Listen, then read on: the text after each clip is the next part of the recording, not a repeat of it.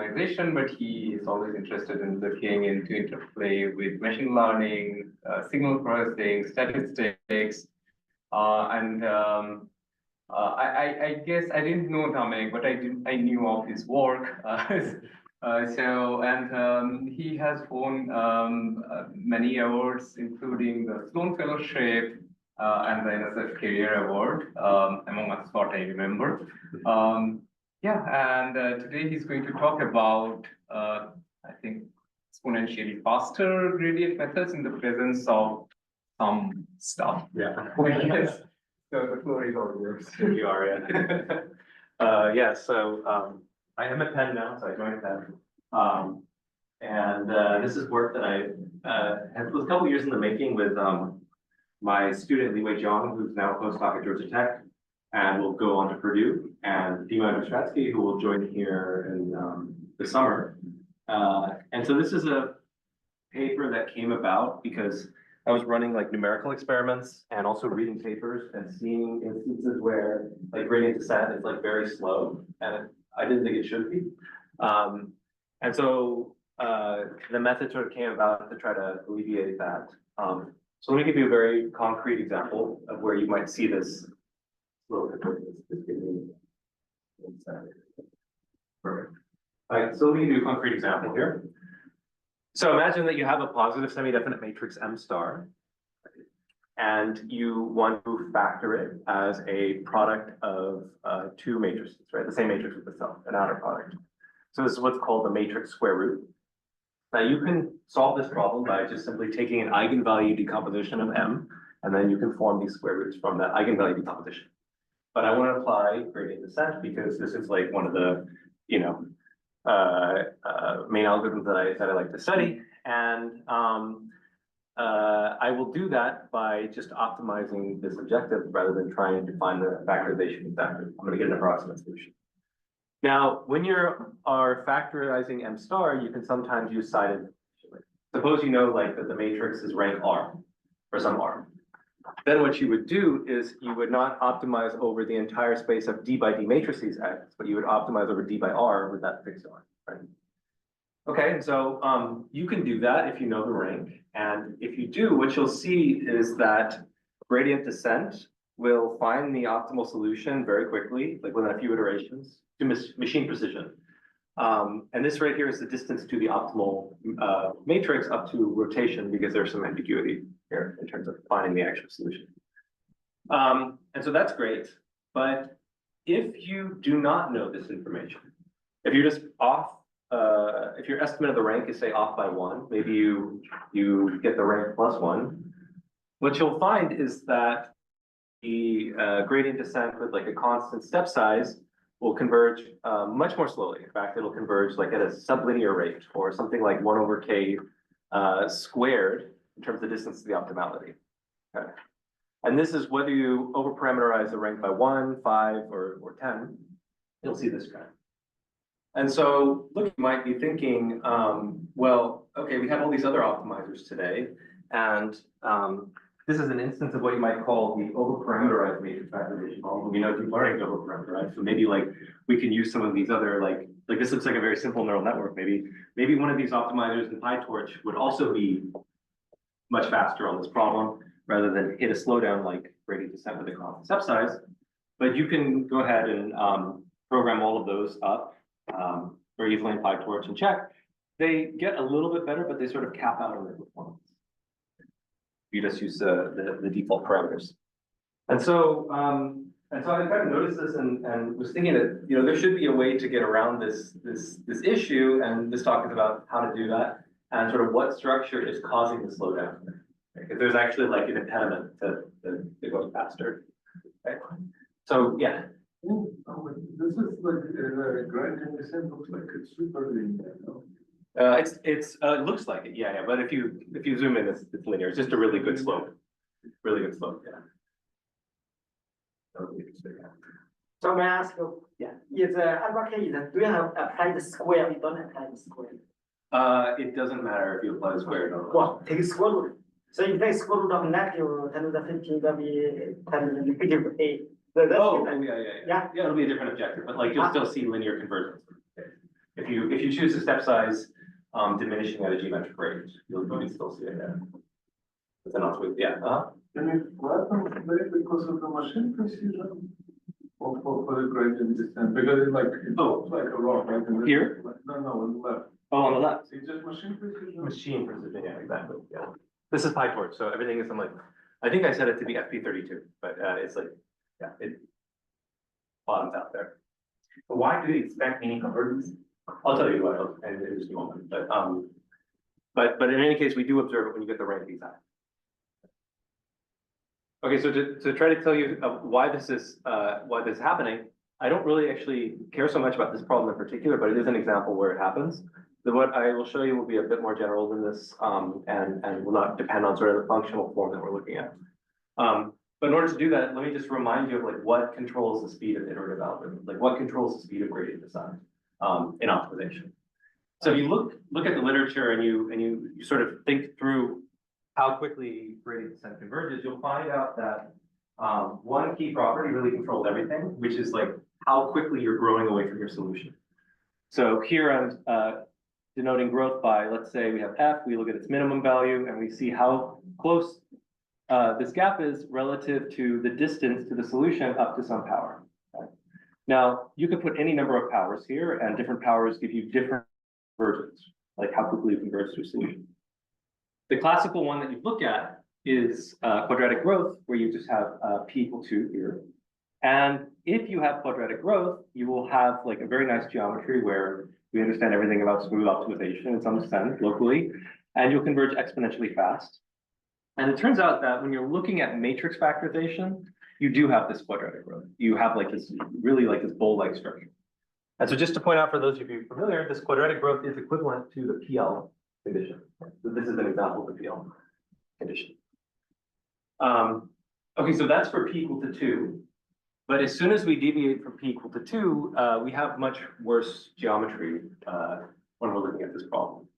So, for example, when p is equal to 4, or when we overparameterize the rank in matrix factorization, the geometry becomes flat in some directions, like super flat, like fourth order growth, and preserves like quadratic growth in other directions. Right?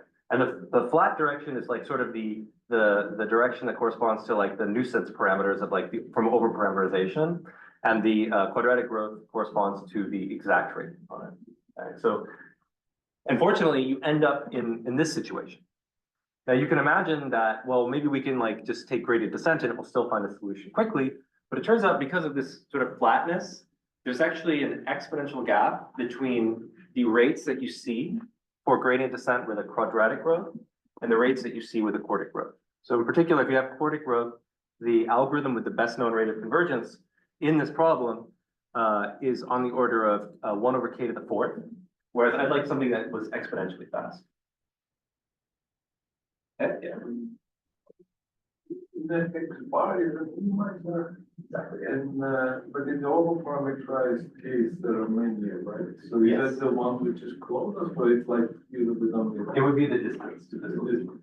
Yeah, so the stuff I'll talk about today will work with a set of solutions to the manifold. But beyond that, then it gets more difficult. That'll be the applicable for that. But yeah, so this would normally be the distance to the solution. Other questions?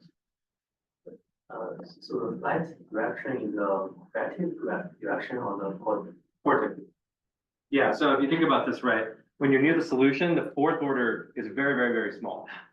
So the growth in that direction is very, very small compared to the quadratic. Yeah. Other. So this 1 over k of 4 is still better than the general convex case. Yeah. Yeah. If you have some growth. You have some growth. Yeah. If you have some growth, you can usually do better. If you have no growth, then like if you're exponential to the minus 1 over x, that sort of thing, if you have no growth really. Although methods are still fast on that problem counterintuitively, but if you have no growth, there's nothing to do with that. Okay, so there's this gap between these two exponents, and of course, like it gets worse when you take p to be higher order growth. But the distance, if the distance is larger than 1, then the growth is faster for. Yes, yeah, but really, we're only interested in this paper in like the local region around the solution. Maybe that's why the slowdown, the initial stage is faster. Yes, yeah, you can always, yeah, you will have that a lot of the time. I mean, this is not bigger than one, this starts at one, but yeah.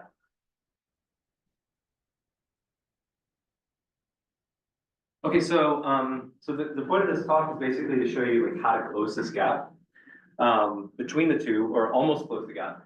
And we do it in actually by sort of just barely modifying gradient descent. We essentially, all we do is we introduce an adaptive step size, which combines like an inner loop and an outer loop. So the outer loop is basically, we're going to repeat the same process like I times, okay, for this counter I. In the inner loop, what we're going to do is we're going to fix a small constant step size, and we're just going to run gradient descent for k steps, for some k, it's a parameter. Yeah. So, sorry, can I take a step back and ask the same question that Misha did the other? Sorry. Yeah, I didn't understand. Like, okay, so when you suppose you don't know R, there is some R, but like, but you know that there is some program. So you just start with say P. Yeah. And now it is highly overparameterized. So there is no, like, what is the X bar now? What was your answer to that? Oh, so there's a manifold of solutions, right? So there's a manifold of solution, and you are looking at the distance to that manifold. Yeah. I The closest solution to that, yeah. So it's a Krusky's distance to the manifold, is what it's called, yeah. But would the gradient descent, like, because of this implicit bias, I mean, would it go to a special thing? Oh, I don't know, I mean, it would depend on where you started, probably. I don't know if there'd be an implicit bias there, because up to rotation, there's nothing really, they're all very equivalent. I see. Yeah. I don't know, but it just goes to one. This is specific for the particular competition problem, like this is not the very long. What's on it? The quality of the. No, this is a general statement that we don't have results when you have a portion growth. Yeah, but that's an example. That's an example, but it's not generally. No. I'll give you a couple more examples. Yeah, I'll give you a couple more examples. Okay, so here's the algorithm. You have an outer loop, and then inside each of those steps, you fix a constant step size, which is kind of similar to the step size you'd use normally in gradient descent. And you just run gradient descent for k steps, okay, some parameter k. Once you're done with that loop, what you do is you take one really, really big step. Okay, just one. Now, I'm calling this a Polyak step because this is named after Boris Polyak, who sort of popularized the step size and optimization. The exact form is not important. The point is basically that we have a way of choosing the step size analytically. And you should really think of this as a very small step for a very long time, and then one big step. Okay, this is how you should think of these two. Once you take that big step, you then again repeat, take many small steps, and then take a big step. So that's what you have to do. And if you do that, this is the rate. This is the sort of guarantee that we have. This is like the only theorem, I guess, in this talk. But this algorithm, which we call GD Polyak, because we were being uncreative, so this gradient descent Polyak concatenated together. If you start close enough to a solution, you run this for any values I and k and choose the step size small enough. Then for any smooth function with this quartic growth away from solutions, the minimal objective that you see is sort of exponentially small in k and I. Now, I have like one qualifier here that's a bit weird, which is the word nearly. So the reason nearly is there is because what you'd like to see in pure linear convergence is the product of k and I. But here we see the minimum. So it's a little bit worse. We only expect to see like a contraction in our objective value every time we run one of the outer steps, rather than every single iteration, which is what you would get in the quadratic growth case. So so that's really what's going on here. Is usually you see k times I and not k down. Okay, so you could take this algorithm and run it on that example. So I chose the worst one, or I guess one of the ones where we overparameterized by 5. And what you see is this like staircase type plot. Okay, this is the GD Polyak algorithm. And what's happening in the staircase plot is that these flat regions, you kind of plateau for a while, you take a constant step, nothing really happens. And then suddenly, once you've taken that constant step for long enough, you have like a drop, like a big drop in the air. Okay, each of those drops is this big step. And that's really what's happening. So basically, you need to be able to run this long enough that you get that huge drop. Okay. So I'll tell you why that's happening in this talk, hopefully, which will be clear from geometric reasons as we go on. But for now, I just want to say that I'll tell you later why quartic growth is special. Actually, going beyond quartic growth is really hard. Like what I'd love to be able to prove is something like this for every analytic function.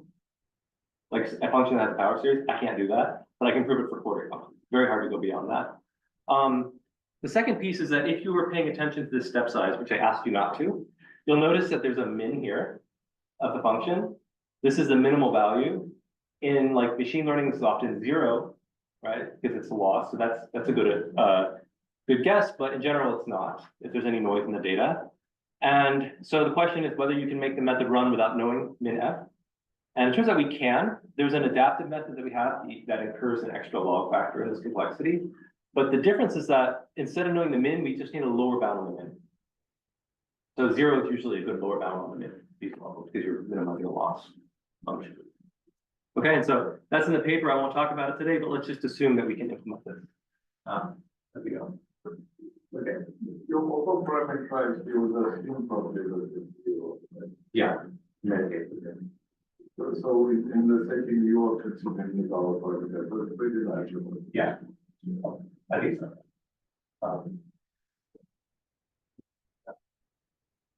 If I'm naive, you just run Polyak, it doesn't work. I'll show you what happens there. So these convergence look like the monotonic. So the big step does not hurt the progress. On this plot, I might have been outputting the minimum distance seen so far. Okay. But it does, if you run this inner loop long enough, then the big steps don't hurt progress. But it needs to grow as you run the outer. But on all of these, you notice these are all monotonic. They are definitely not monotonic. I picked the minimum distance seen so far when I made this call.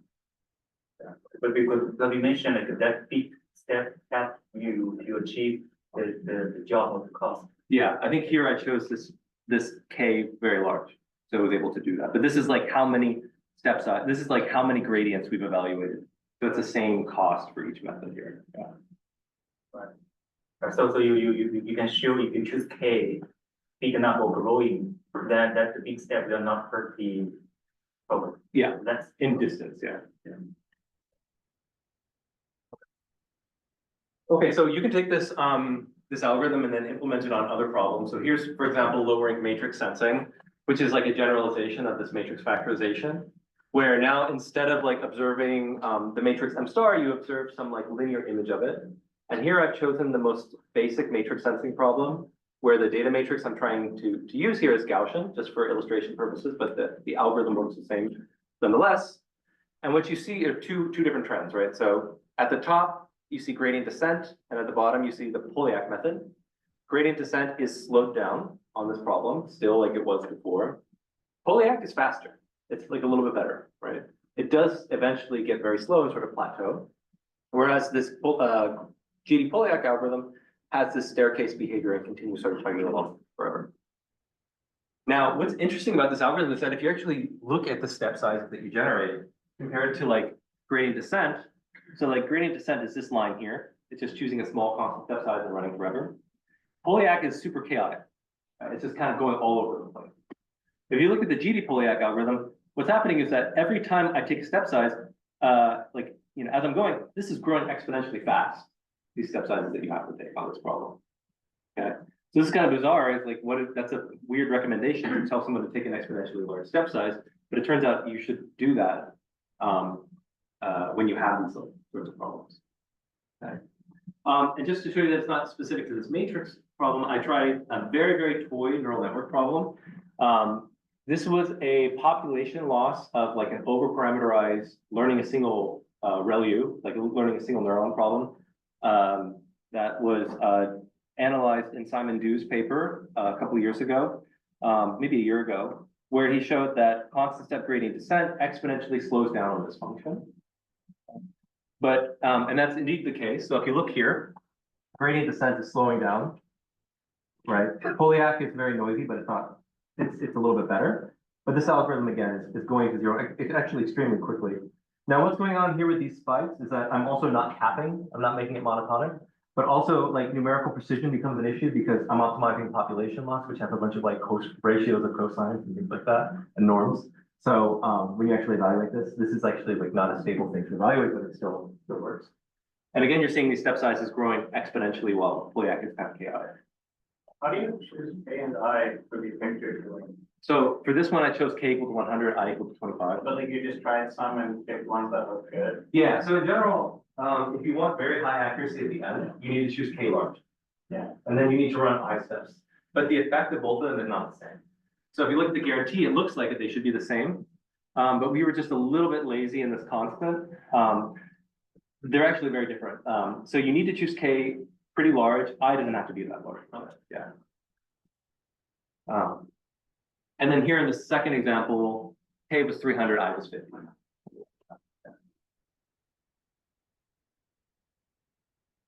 Okay, so those are two examples. Okay, so now we've seen those two examples. The question is like, well, it seems like the big step is what helps. We run this method and see that they're growing exponentially. So why don't we just choose big steps like all the time? Right? And this is a good idea for certain types of problems. So for example, let's minimize this 1D quartic function, right? X to the fourth. You can write down what gradient descent looks like explicitly, which is just like take your current iterate and scale it down by some factor. This factor is less than 1 if you choose a to k appropriately. Let's say that we chose it to be a constant. Then this factor is going to basically go to 0, go to 1 very, very quickly. And as that happens, the contraction becomes less and less. And so we're going to see that very big slowdown, right? And that's what you're seeing in this plot here. This counter is like 10 to the minus 1, 10 to the minus 2, right? It's like extremely slow. And this is gradient descent with a constant step size. And if you analyze this, you could show basically that the iterates behave like k to the minus 1/2. So they're going to 0 pretty slowly. On the other hand, you can look at this expression and just directly solve for the best a to k, right?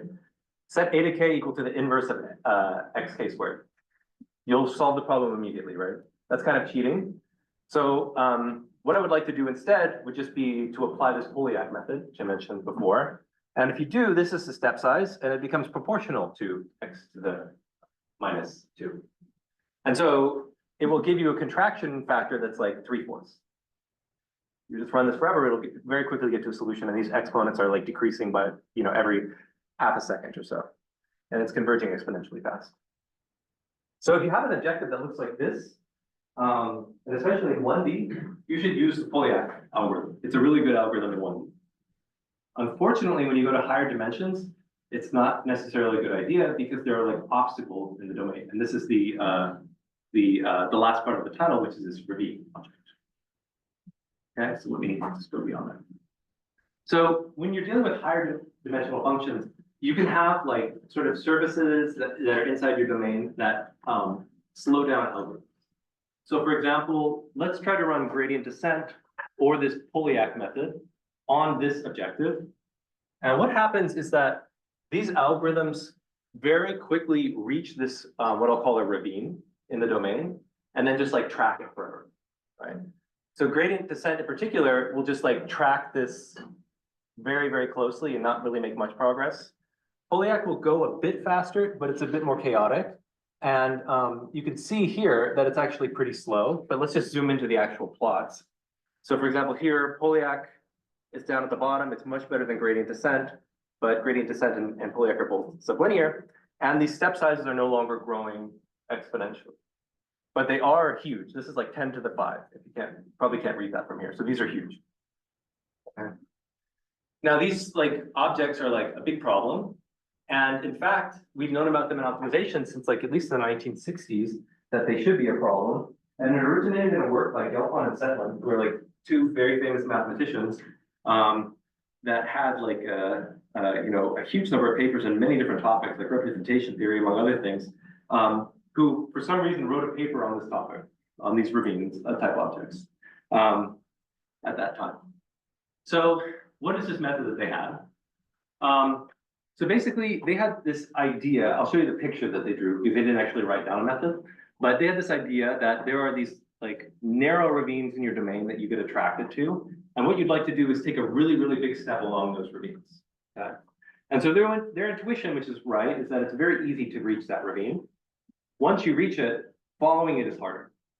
And so, so if you look into the literature, you'll see some reference to this ravine method that was credited to Gelfand and Sedlin. Actually, this was developed by Boris Polyak, who read their paper and wrote down a formula. Essentially, it works like this. So at every step, you take a gradient step. Hopefully, that brings you to the ravine. Now, you want to use the fact that you were going sort of along the ravine, like tangent to the ravine. So what's the easiest way to get a tangent direction? Well, you take the difference of the previous two iterates, both of which were on this manifold, let's say are very close to it. And so this should be pointing in a direction, like a tangent direction. Now, this is a very similar to, and it's actually a precursor to Polyak's original method on the heavy ball method, which you might have heard of, or Nesterov's accelerated gradient method, which I think many people have heard of, which do accelerate general convex optimization problems, right? But they don't really go, they don't really have too much to say about, like, say, the fourth order or higher order growth functions. Yep. Yeah. Heavy ball? It's just momentum. It's just like adding momentum. That's right. This is also momentum, no? Or is momentum is a big gradient? I think it's slightly different. Off the top of my, I'd have to stare at the formula, but it's slightly different. Yeah. I think in momentum you average the gradient. The gradient. Yeah. Okay. So this is their original paper. So I used to give this talk and say that, like, I couldn't find this paper, and everyone I knew that had it died. And it's true. So there was like a couple of mathematicians, including Boris Polyak, who wrote about this paper, wrote descriptions of the paper, and unfortunately, and Hedy Atouche, and I emailed their collaborators after they had passed away. They're like, "Oh no, I never had the paper. I never saw it. They had it." And so I was like really trying to get a hold of this paper, and a student at Stanford found it for me, I think, in the end. This is the English version. I think the Russian version looks very similar. I didn't read it. I had my collaborator Dima read it, I think. But this is the picture that they had in the paper. This is essentially the mathematics that they had in the paper. So they imagine that there's a manifold, which is along this line here. You run a couple steps, you get close to the manifold, and then these are your points that are on the manifold, and you use those to like extrapolate and go further. But of course, that brings you off the manifold, so you should go a little bit closer, and then you take these two, you extrapolate, you go further, and then you hopefully get to the manifold. Okay, so they mentioned that this is a good idea in dimension 1, when there's a manifold of dimension 1. When the manifold is higher dimensional, the problem is that this may be a tangent vector, but it may point in the opposite direction of the gradient. Right. It's a tangent vector, but who knows if it really gives you progress. And so this is sort of where they left it. They drew this picture. Polyak made this this algorithm, which is like kind of like it, except there's no sort of like step of getting closer to the manifold. And in fact, if you run it like this is not a good idea to run it like this. So you'll notice that in contrast to the method that I'll tell you about, the number of steps they take to get to the manifold is actually decreasing as they go on. Actually, it should increase. So this picture is a little bit misleading in many ways, but it sort of has sat there since like the 1960s, and maybe like 5 or 6 papers have been written on it in the optimization community. And so yeah, so we kind of found out about this after writing the paper, or like in the final stages. But okay, so this idea of ravines has a long history, and it seems like a problem we should care about.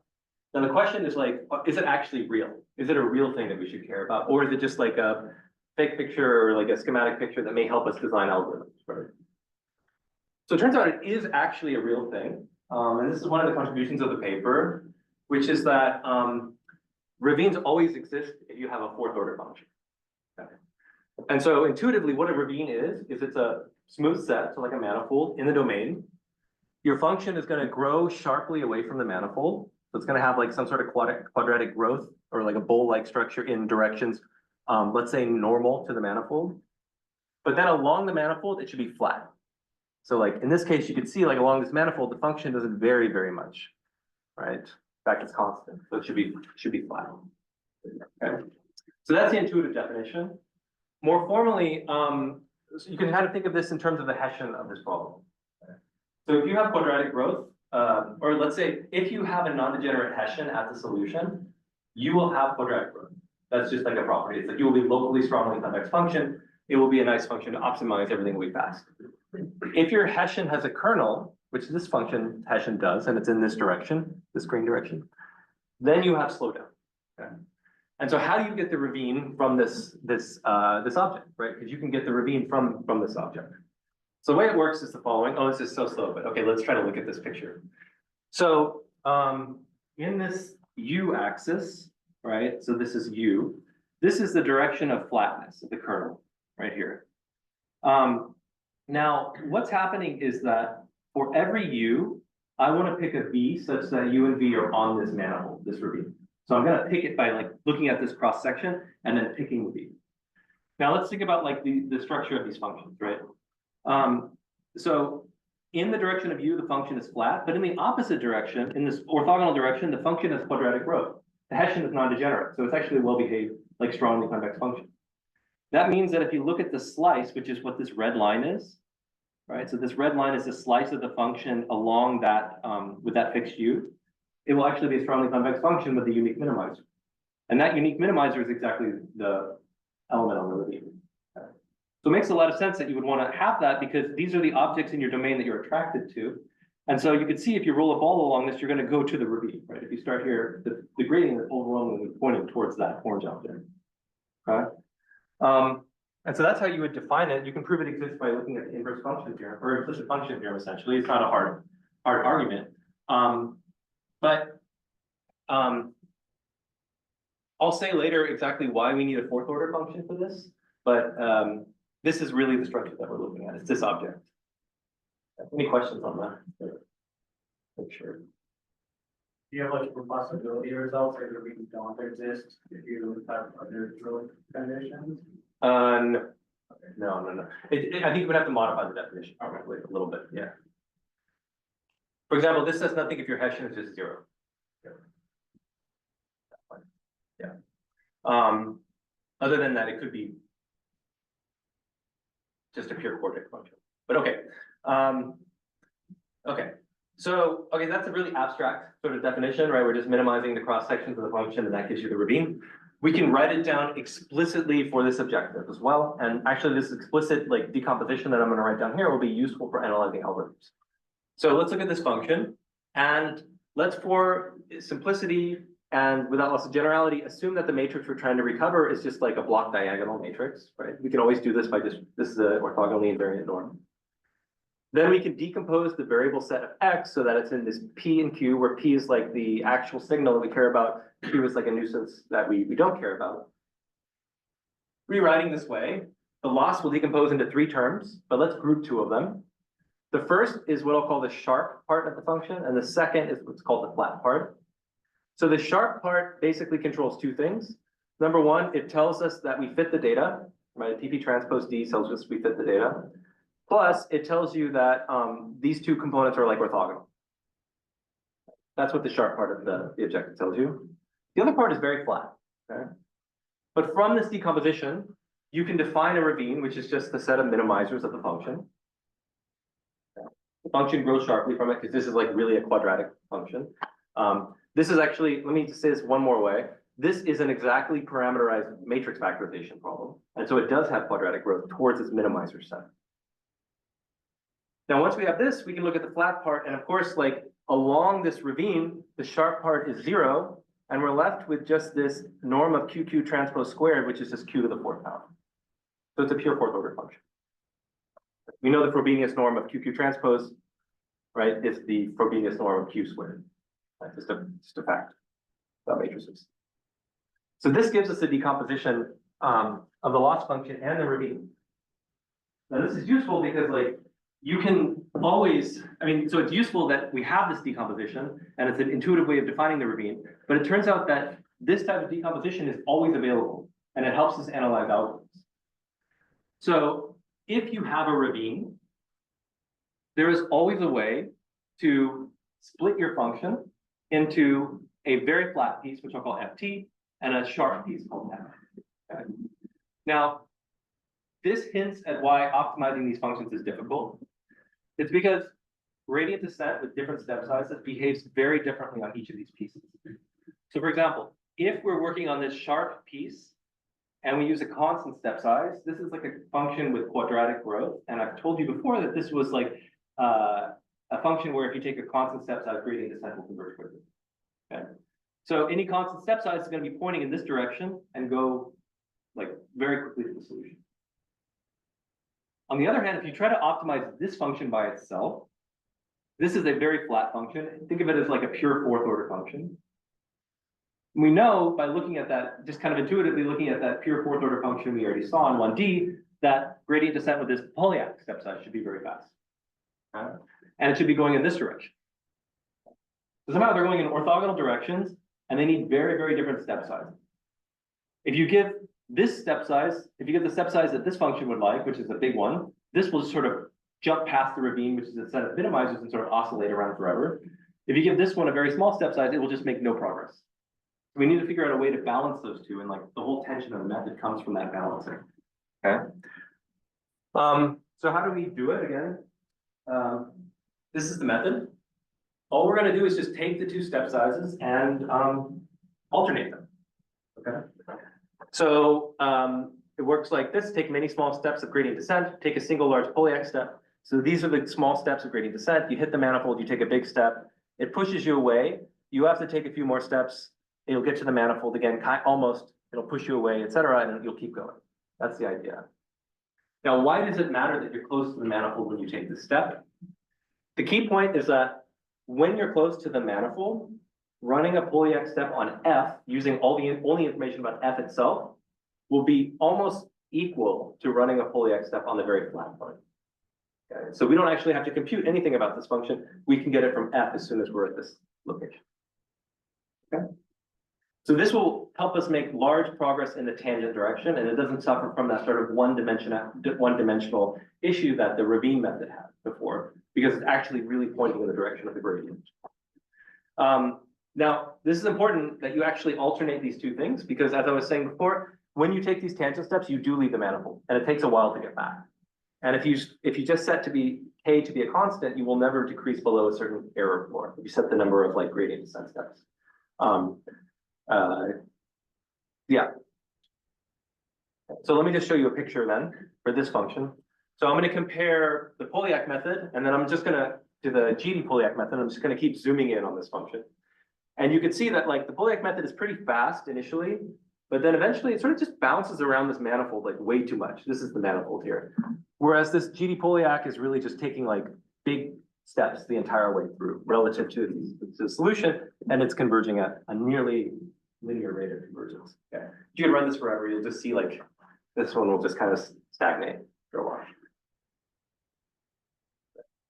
Any questions?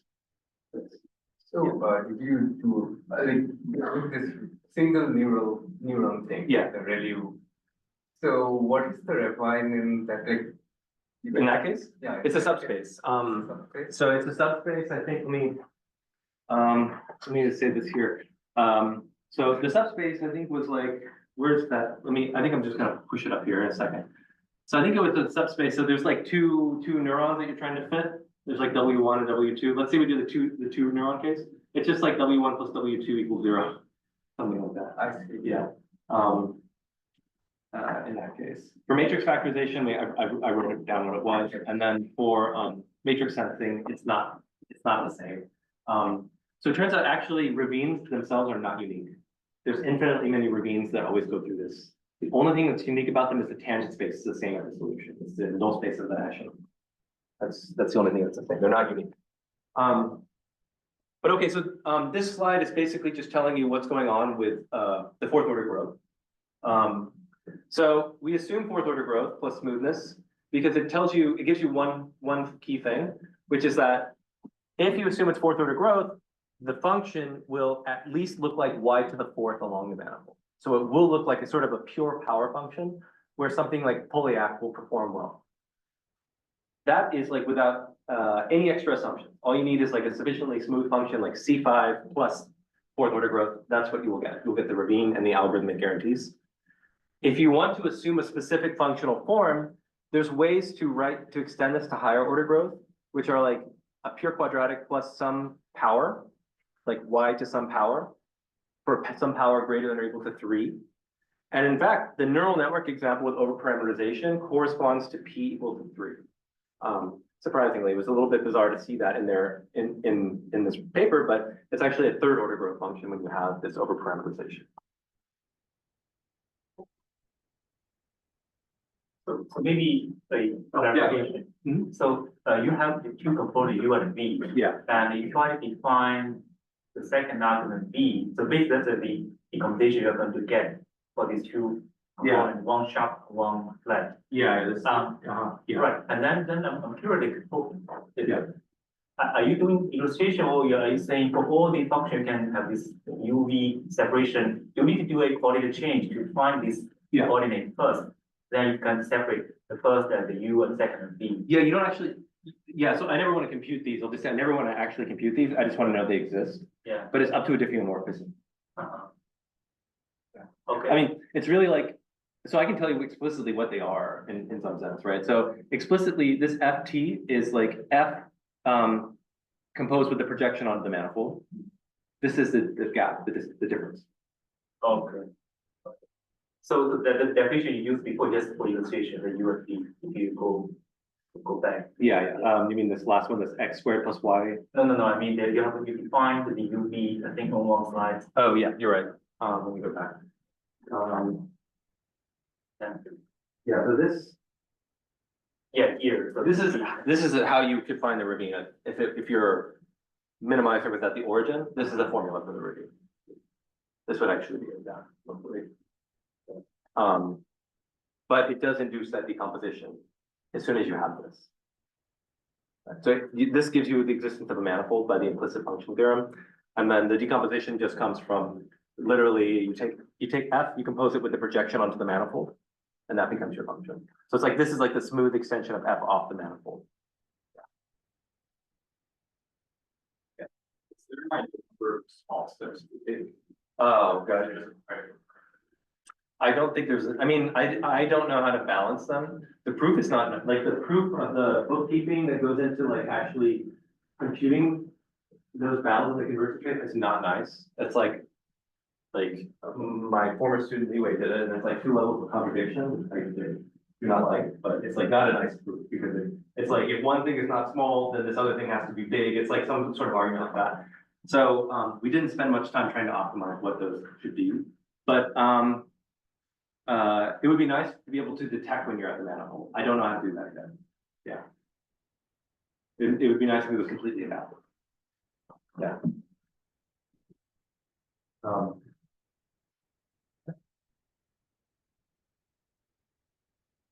Okay, so that I think I guess I'll wrap up there. So basically, this talk is basically just to say that like in optimization we have like a lot of pessimistic results, and in like convergence guarantees that tell us like we have to stay within the box of like quadratic growth or like smoothness or non-smoothness plus some other conditions and things like that, which were like are good guarantees, but they were kind of modeled on like what convex functions look like to people in the 1980s, which were like, you know, piecewise smooth functions or piecewise constant functions plus quadratic growth. These are nice, but they're not like the whole story. And if we like only restrict ourselves to kind of look at those, we miss useful structure that we can use to accelerate algorithms. It's very hard to find these structures. The ravine is one way to do it. I would really love to prove that conjecture, which is that like if you have an analytic function, you can design a fast gradient method. I have no idea how to do it. These things sort of exist, and it would be nice to understand them better. And then I mentioned in my abstract that I have related work about like ravines and non-smooth optimization. I won't talk about that today, but I'll just say that like these sorts of structures are even worse in non-smooth optimization. They're like the generic feature. If I take like almost every, in some quantified sense, almost every non-smooth optimization problem has a ravine in it, and it slows down the algorithms.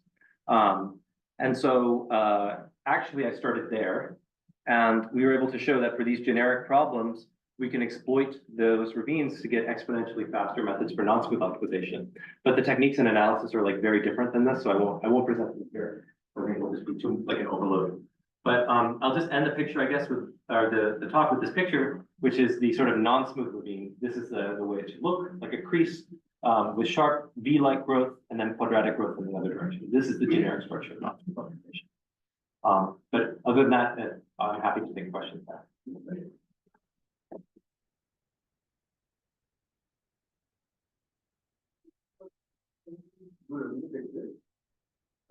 I don't know. I mean, they exist in the sense of this definition exists, but I don't know if they're useful for algorithms. Like, your hashing could be 0, then what is your ravine? I don't know. So you look like for the main part, you talk about the smooth function, it's a differentiable. Yeah. And then the idea is that you have a one direction which is a flight, another direction is a sharp, and you define it using the growth problem. But this definition also works for the non-smooth case. Yeah. And you mentioned that the technique will be very different. In what sense they are very different? So there's like a sort of phase transition in the structure of these, like in the gradient. So like non-smooth functions, every point they have multiple. I mean, almost every point, or no, sorry, at a certain set of points they have multiple gradients. Right. So for example, if you're on this crease here, there exist very small gradients that if we could get to this crease, find those small gradients and travel in that direction, we'd be good. But the point is we never actually get to that crease. And so like we're actually very nearby it. And then if we're very nearby that crease, there's a strong component that's coming in this direction. It's pointing away from, or it's pointing in the normal direction, not in the direction tangent to the manifold. So the whole name of the game there is trying to isolate these components along the manifold. And there's like a way to do that using like some averaging techniques that are not at all what's happening here. What we're missing is the continuity of the gradient at you approach the manifold. Yeah. Yeah. What is the unique feature of the force power? Sorry? What is the unique feature of the force power? What is a unique feature? So if you look at the ravine, right? So the point is that you can write your function as sort of like flat along the manifold. Like you can always do this. You can look at your Hessian, you can look at the null space of the Hessian, and then along that null space of the Hessian, you can prove that your function is upper bounded by a fourth order function. But you can't prove anything more than that. If you also know that it's lower bounded by a fourth order function, then the function is like a pure fourth order growth function. Now, it could be the case that you're upper bounded by a fourth order, but you're lower bounded by a fifth order, and that's the best you can prove, and then that's where the difficulty comes in. There's a mismatch between the two.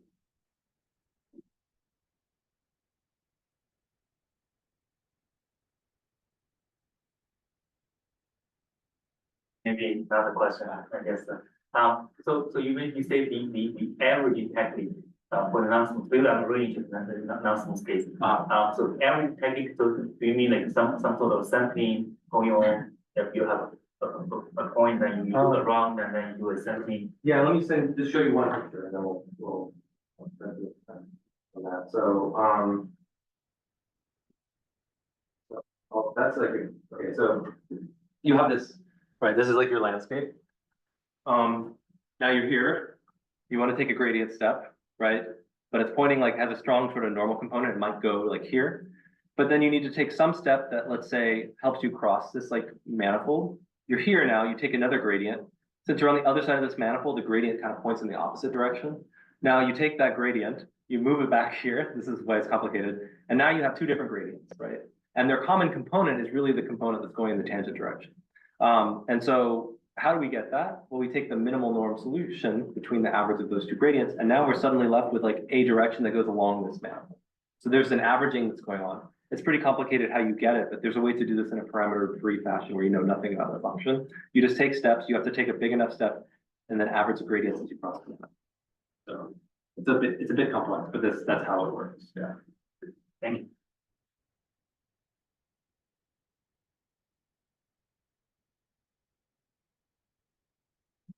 Yes, there are no other questions. We'll thanks again.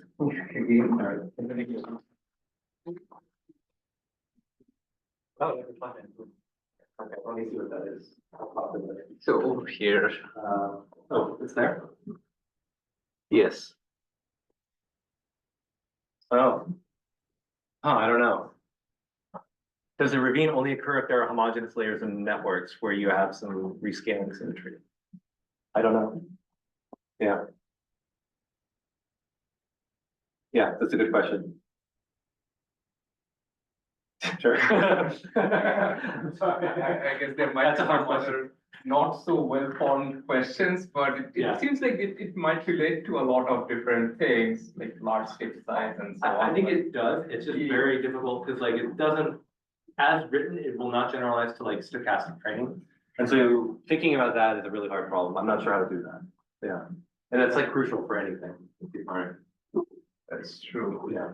So I think we are becoming more used to taking very giant leaps, yeah, and like Yeah. making assumptions and stuff. Sure. Okay, but great talk. Thanks a lot, man.